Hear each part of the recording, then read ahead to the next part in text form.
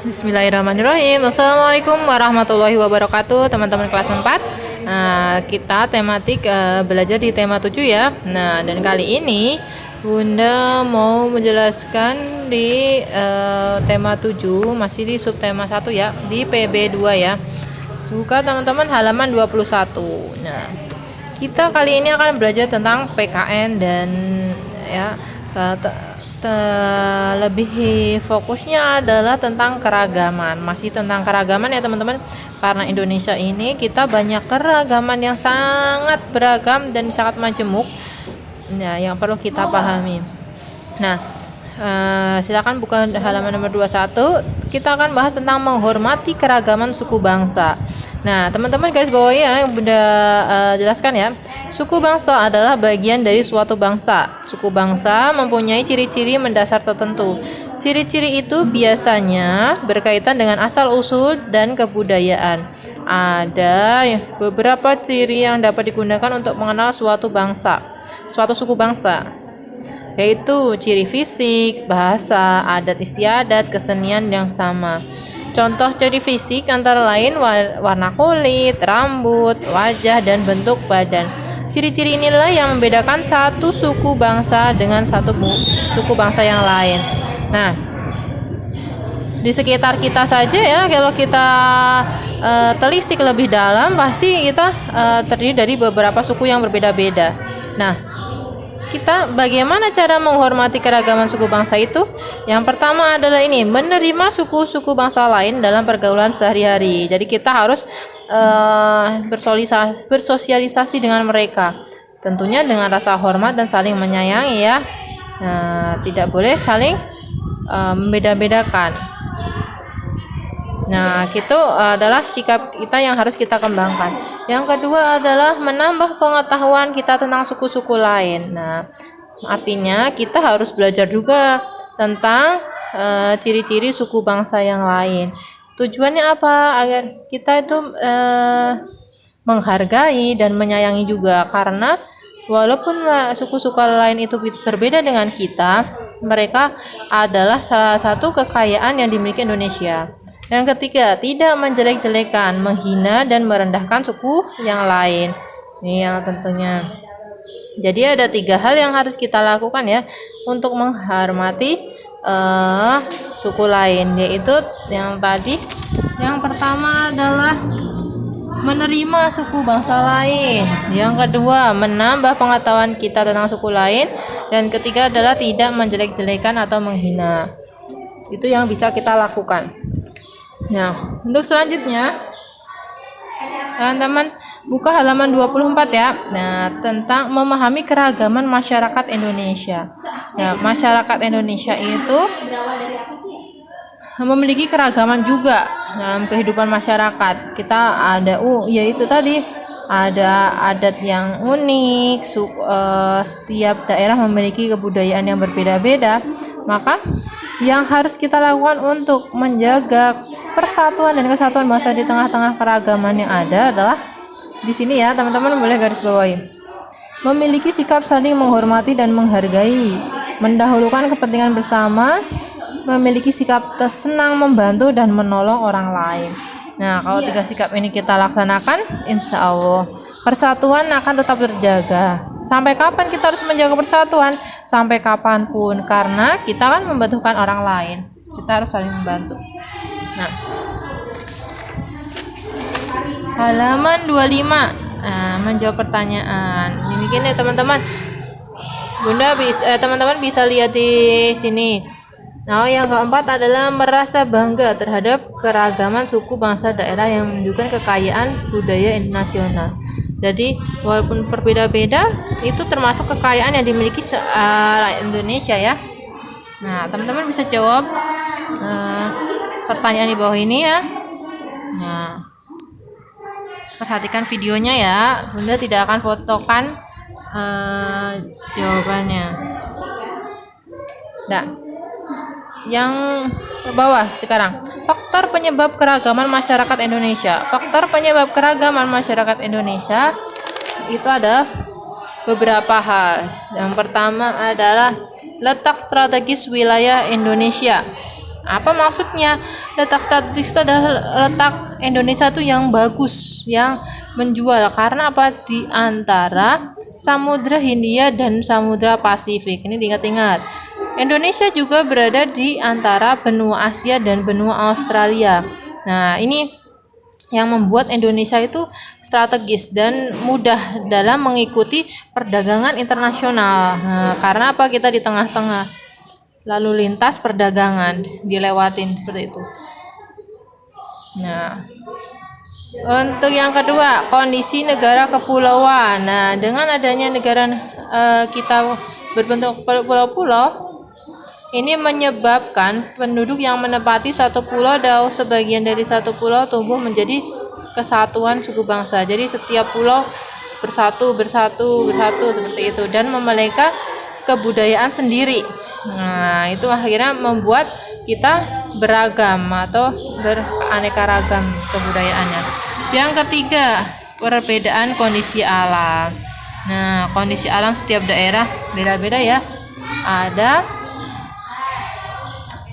pesisir pantai, dataran tinggi, pegunungan, dan lembah. Ini akan menciptakan masyarakat yang memiliki perbedaan kebiasaan hidup ya. Nah, itu yang membuat keragaman juga.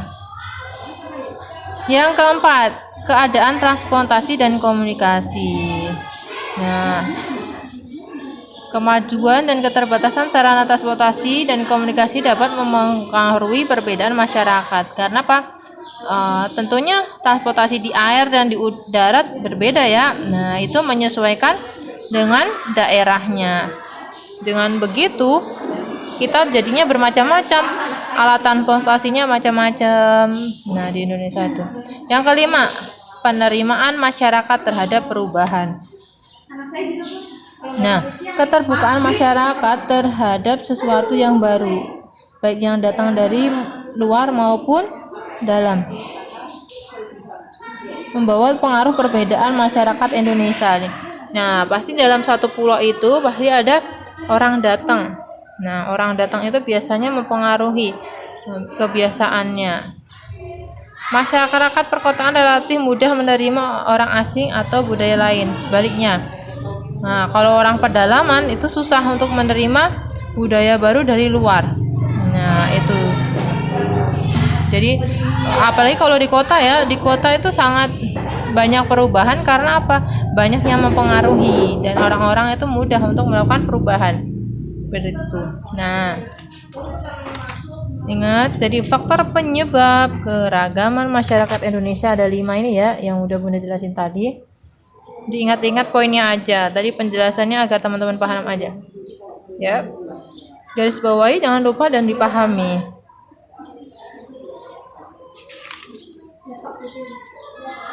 Nah, untuk selanjutnya teman-teman buka di halaman 28 ya. Suku bangsa. Nah, di awal kita sudah berbicara tentang suku bangsa itu apa, ciri-cirinya yang bisa kita lihat apa. Nah, di sini ada tabelnya dari negara provinsi Aceh sampai ke Papua. Nah, lengkap. Teman-teman bisa pilih salah satu. Teman-teman baca satu-satu nih tiap daerah. Jadi teman-teman pilih salah satu daerah yang mudah kalian hafal. Misalnya Aceh, Gayo. Oh, suku yang ada di Aceh itu Gayo. Jadi minimal teman-teman satu daerah hafal satu suku bangsa. Ya, biar wawasan teman-teman luas. Jadi kalau ada soal ataupun ada daerah yang terjadi sesuatu, kalian ingat, oh itu suku ini tuh dari ini gitu.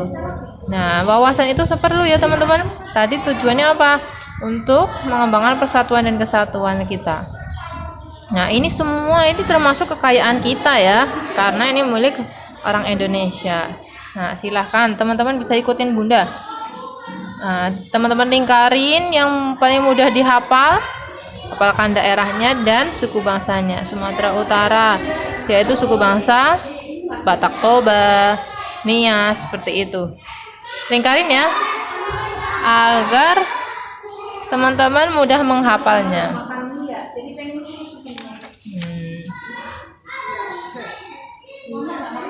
Ya. Sekarang halaman 35. Nah, di tema 6 Bunda sudah jelasin tentang keragaman bahasa daerah di Indonesia. Nah, di sini ada daftarnya sama kayak suku tadi. Teman-teman pilih dan lingkarin yang paling mudah teman-teman hafalin. Bahasa daerah dari Sumatera itu adalah bahasa Aceh, Melayu, Nias, Minangkabau. Misalnya dari Jawa itu ada bahasa Badui, Betawi, Jawa, Kawi, Madura, Osing, Sunda, dan Tengger. Nah, ini perlu dihafalin ya. Yang dilingkarin aja, yang mudah-mudah. Jadi gampang diingatnya. Nah.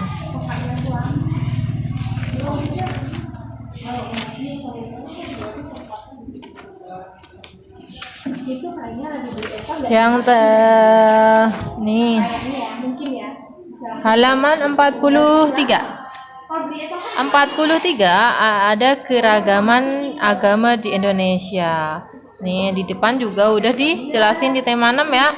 Jadi Bunda hanya mengulang dan menambah sesuatu yang teman-teman mungkin belum diketahui. Misalnya ini masjid, gereja. Nah, teman-teman bisa isi sesuai dengan tulisan Bunda.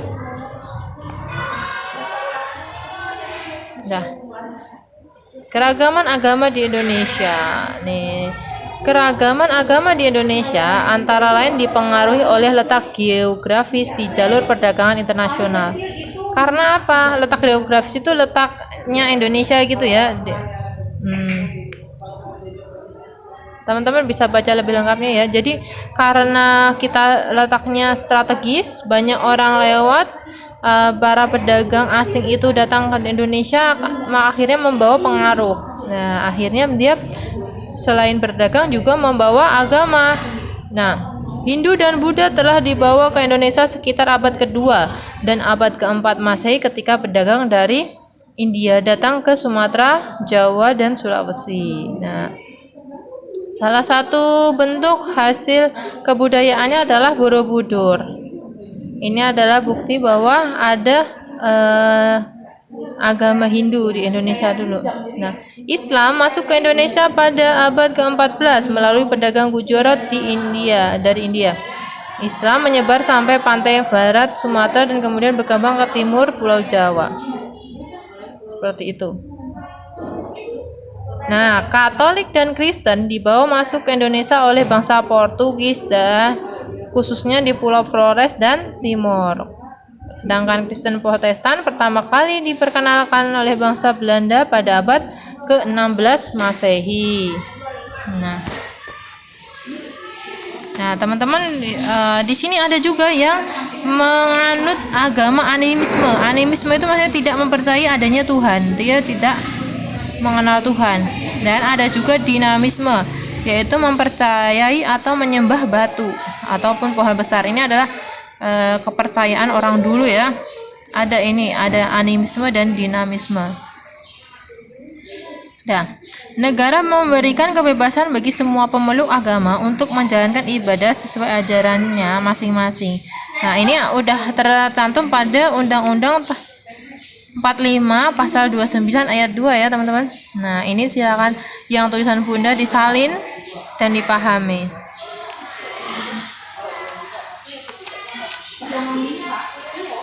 Nah, ini karena kita mengulang saja. Jadi teman-teman hanya memahami dan menambah wawasan dengan data-data yang sudah Bunda jelaskan tadi. Nah, di sini ini juga ditulis ya, biar teman-teman ada ringkasannya. Tugasnya hanya menyalin aja ya, teman-teman. Nah, untuk terakhir halaman 49. Ini ada daftar lagu-lagu daerah dari negara di provinsi di daerah-daerah Indonesia. Nih, seperti tadi teman-teman garis bawahi dan ingat-ingat. Oh, kalau Sumatera Utara itu ada Sinanggatulo. Sumatera Barat ayam dan lape. Sumatera Selatan ada tari tanggai. Nah, Jawa Timur ada rek ayo rek, karaban sapi. Nah, sampai sini ya. Nah, teman-teman silahkan digarisbawahi dan dipahami ya. Selamat belajar. Tetap semangat dan dipahami. Wassalamualaikum warahmatullahi wabarakatuh.